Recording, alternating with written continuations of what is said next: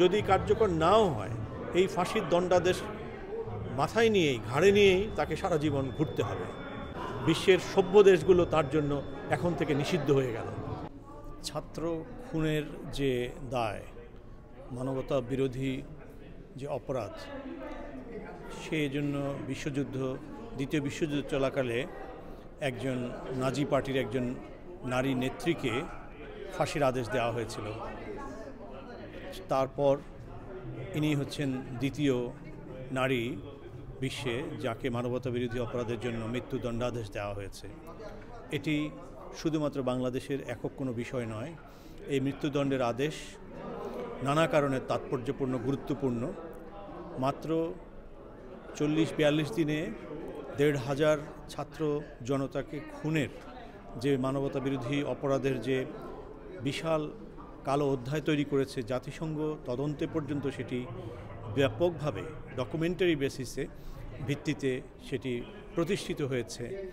এই মানবতা বিরোধী আদালতে, ট্রাইব্যুনালে এই বিচারের মাধ্যমে বাংলাদেশে পরবর্তী 100 বছরের জন্য অন্তত যে দৃষ্টান্ত স্থাপিত হলো এবং পরবর্তী শাসকদের জন্য যে রাষ্ট্র ক্ষমতা এবং রাষ্ট্রের যে ক্ষমতা এবং রাষ্ট্রের যে বাহিনীগুলোকে ব্যবহার করে জনগণকে হত্যা করে ক্ষমতায় টিকে থাকা, ক্ষমতায় অব্যাহত রাখা, এটির ব্যাপারে একটা বড় ধরনের বার্তা প্রতিষ্ঠিত হলো, সতর্কতা প্রতিষ্ঠিত হলো এবং এটাও প্রতিষ্ঠিত হলো জনগণকে অবজ্ঞা করে, জনগণের জানমালের নিরাপত্তা না দিয়ে কেউই বাংলাদেশে আর রাষ্ট্র ক্ষমতা পরিচালনা করতে পারবে না। ভবিষ্যতের প্রতিটি সরকারের জন্য এটি একটি শুধু দৃষ্টান্ত নয়, একটি সতর্কতা হিসেবে থাকবে। অনেকেই বলেন যদি কখনো আওয়ামী লীগ ফিরে আসে তাহলে এই রায় তো বদলে যেতে পারে। এটি অমূলক একটা কথা। এই কারণে যদি কখনো আওয়ামী লীগ ফিরে আসতে পারে, এই শব্দটির সঙ্গেই এর একটা স্ববিরোধিতা রয়েছে। কারণ রায় পরিবর্তন হোক বা যাই হোক না কেন, অথবা রাজনৈতিক পরিস্থিতি তো পরিবর্তন হতে পারে তখনই যখন এই গণঅভ্যুত্থানের যে নেতৃত্ব যারা দিয়েছে তারা যদি ব্যর্থ হয়, তারা যদি রক্তের দায়, তারা যদি স্বাধীনতার দায়, তারা যদি মুক্তির দায়, জনগণের যে কাছে যে তাদের দায়, শহীদদের কাছে যে তাদের দায়, সে দায়িত্ব পালনে তারা যদি ব্যর্থ হয়, তবে আমার বিশ্বাস এই যে জেনারেশন, যে জেন জি, এটা বিশ্বের বিভিন্ন দেশে যে পরিবর্তন করেছে, সেই সব দেশেই এই পরিবর্তন টিকে আছে এবং টিকে থাকবে। যেই সব দেশে জনগণের অ্যাভারেজ যে সচেতনতার লেভেলটি অ্যাভারেজের উপরে। জেন জি, যেই জেনারেশনটি 24শে জুলাইয়ে এই বড় পরিবর্তনটি করেছে, তাদের সামনে কিন্তু অন্তত আরও অর্ধশত বছর পড়ে আছে এবং তারা কিন্তু প্রচণ্ডভাবে সংগঠিত। তারা দুটো ব্যাপারে তারা কমিটেড। আমরা গত কয়েক মাসে যে প্রতিক্রিয়া দেখতে পাচ্ছি, একটি হচ্ছে প্রতিবেশী দেশের অন্যায়, অবিচার এবং নানা ধরনের কুশাসনের প্রতি তাদের সমর্থন, এই ব্যাপারে তারা সাংঘাতিক ঐক্যবদ্ধ। দ্বিতীয়ত হচ্ছে যে দুর্নীতি, অনাচার থেকে দেশকে একটি সুশাসনের দিকে নিয়ে যাওয়া। পরবর্তীতে যারা রাষ্ট্র ক্ষমতায় আসবেন তারা যদি এই দুটি কর্মে যদি ব্যর্থ হয়ে থাকে, তাহলে এই প্রজন্ম কিন্তু বারবার কিন্তু সরকার পরিবর্তন করতে পারে এবং যেই মানবতা বিরোধী অপরাধের বিচারের যে দৃষ্টান্ত যে স্থাপিত হয়েছে, এই দৃষ্টান্ত কিন্তু বারবার কিন্তু সেখানে কিন্তু প্রয়োগ হতে পারে। সেই কারণেই আওয়ামী লীগ ফিরে আসার প্রশ্নটি খুবই অমূলক। আওয়ামী লীগ যদি ফিরে আসে তাহলে বাংলাদেশের ইতিহাসে যে কলঙ্কজনক একটা অধ্যায় রচিত হবে, সেই কলঙ্কের দায় বাংলাদেশের 1% মানুষ নেবে বলে আমি বিশ্বাস করি না। আমি অতিরিক্ত আশাবাদী তাই নয়, কিন্তু আমি মনে করি এই বিশ্বাস করার মতো রিজনেবল গ্রাউন্ড আমার কাছে আমি দেখেছি গত কয়েক মাসে, এবং যেই সংস্কারগুলো ন্যূনতম হয়েছে তার মধ্য দিয়ে রাষ্ট্র এক দফা সামনে এগোবে এবং পরবর্তীতে রাজনীতিকরা যদি কোনোভাবে জোড়াতালি দিয়ে দেশ শাসন করতে চান, অন্যায় অবিচার করে দেশ শাসন করতে চান, এই জেনারেশন আর অন্তত 50 বছর বেঁচে থাকবে এবং এই জেনারেশন কিন্তু মানুষের মনস্তাত্ত্বিক নেতৃত্ব দেবে।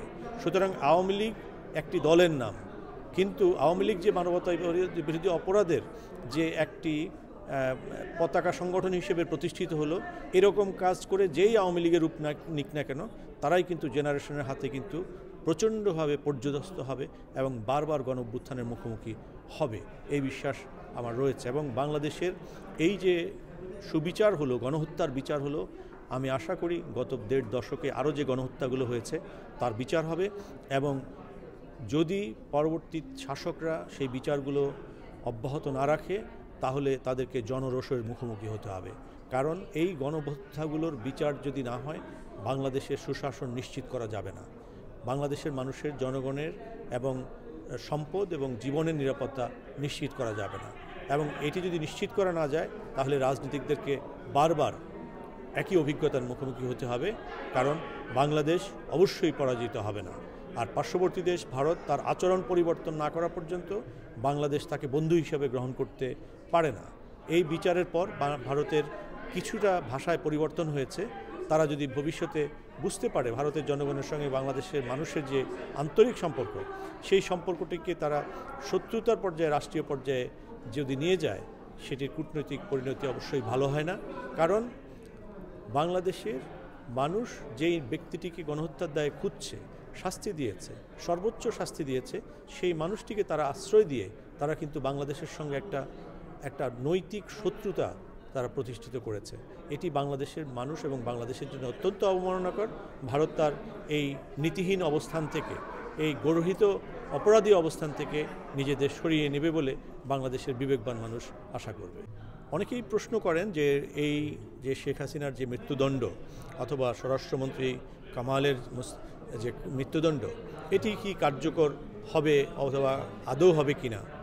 মূল কথা হচ্ছে যে বিচার যে প্রক্রিয়াটি, এই প্রক্রিয়াটি উপস্থিত আর অনুপস্থিত বলে কিছু নয়। বিচার হচ্ছে একটি সার্বজনীন প্রক্রিয়া, এবং এই বিচারটি আন্তর্জাতিক মানদণ্ডে এবং আন্তর্জাতিক আইনের অধীনেই এটি হয়েছে, কারণ বাংলাদেশ এটি র্যাটিফাই করেছে শেখ হাসিনার আমলেই। এখন কথা হচ্ছে যে আইনে এবং আন্তর্জাতিক মানে, আন্তর্জাতিক যে আইন, আন্তর্জাতিক চর্চা, সে অনুসারে যে বিচারটি হয়েছে সেটি হওয়ার 24 ঘন্টার মধ্যে সারা পৃথিবীর শীর্ষস্থানীয় 2 শতাধিক মিডিয়াতে এটি শীর্ষ খবর ছিল।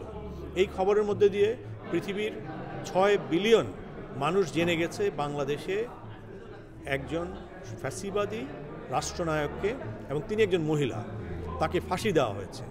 এই যে ফাঁসির খবরটি, বিচারের খবরটি, এটি হচ্ছে বিচার প্রতিষ্ঠা অথবা বিচার কার্যকরের প্রথম প্রক্রিয়া। অর্থাৎ মানবতা বিরোধী মানুষ হিসেবে, মানবতা বিরোধী যে ক্যারেক্টার, সেটি হিসেবে, মানবতা বিরোধী অপরাধী হিসেবে তাকে চিহ্নিত করে এবং তার সহযোগীদেরকে চিহ্নিত করা হলো। এটি হচ্ছে একটি ব্যাপার মানবিক দিক থেকে। দ্বিতীয়ত আইনের দিক থেকে সেটি হচ্ছে যে কার্যকর করার জন্য, যদি কার্যকর নাও হয়, এই ফাঁসির দণ্ডাদেশ মাথায় নিয়েই, ঘাড়ে নিয়েই তাকে সারা জীবন ঘুরতে হবে। এবং এই ঘোরার মানেটা হচ্ছে যে এটিকে অ্যাভয়েড করার জন্যই হিটলার কিন্তু বিষকে আত্মহত্যা করেছিল।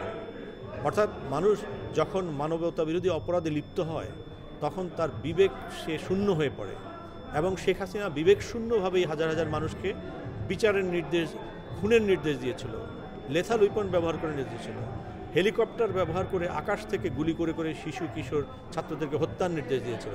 সুতরাং এই বিচার তার প্রাপ্য, এবং এই ফাঁসির আদেশ নিয়েই পৃথিবীর দেশে দেশে তাকে ঘুরে বেড়াতে হতে পারে, যদি না তিনি তার নিজের দেশে ফিরে না আসেন।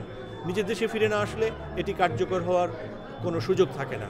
কিন্তু তার মানে এটি নয় যে কার্যকর না হলেই ফাঁসির আদেশের, মানবতা বিরোধী অপরাধের মাত্রা অথবা কোনো একটা কার্যক্ষমতা কমে যায়।